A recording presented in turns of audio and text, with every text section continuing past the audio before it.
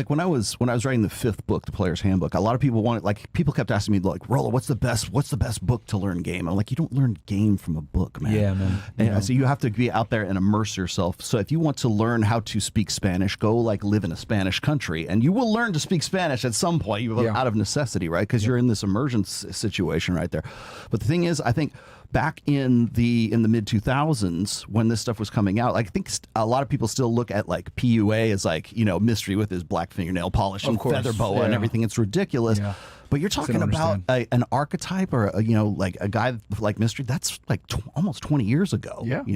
And so we're still clinging to that as sort of like this something that's ridiculous because we want to poke fun at it. But what you can't poke fun at right now is the fact that there is this new generation of guys who they'll laugh at that, but they lack the social skills, and that's really where game is at right now. And so I made sure that I introduced that in the introduction of the Player's Handbook, because game it's social skills. It's a social skill 100%. Set is what it is.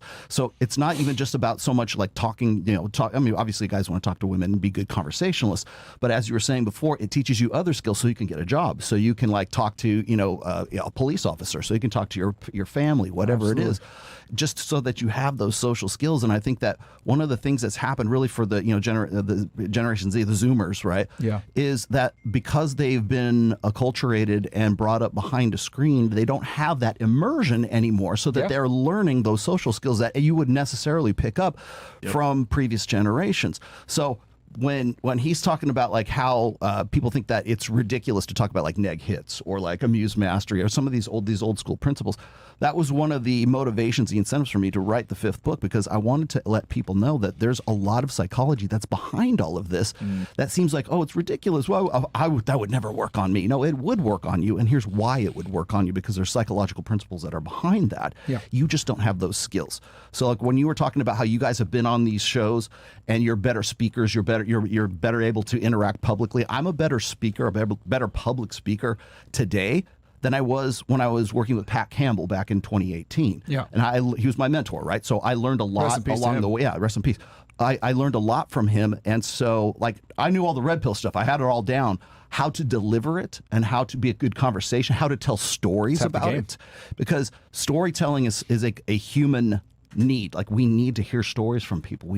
That's how we understand like our surroundings. We pass on them for how we've done it, throughout history. It's how people were entertained before TV and books it's also it's also how we taught the next generation what we knew from the previous generation as well. So we would have these, folk tales and everything else, or it could be just cave drawings, like here's how we killed the woolly mammoth. Even in the Bible, there are parables to display certain things you want to learn. Storytelling is like part of human nature.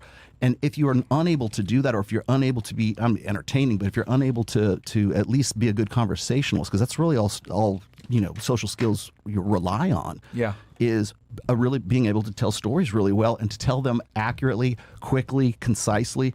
There's a great book. It's called Storyworthy. And I think it's Matthew Dix is the guy who I got it through Russell Brunson, I think is who suggested this.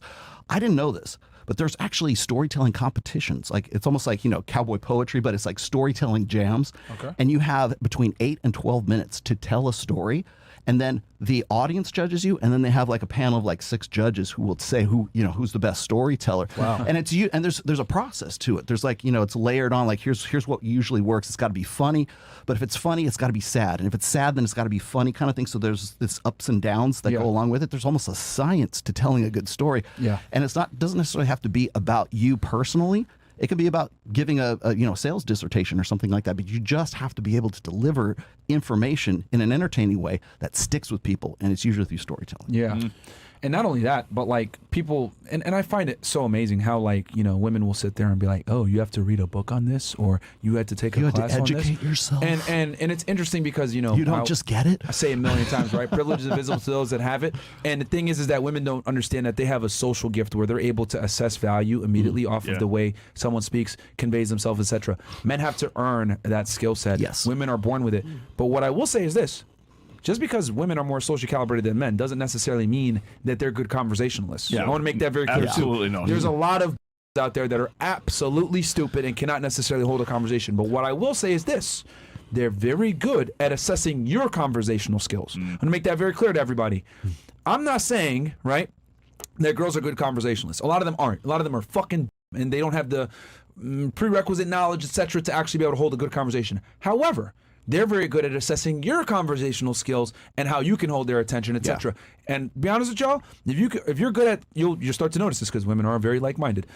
Once you're able to be attractive and tell good stories to one girl, more than likely other girls are going to find you interesting too. Mm-hmm. Yep. Yeah. You know, that's the number one complaint I hear from when I'm dating a younger woman, like 18, 19, 20, 22.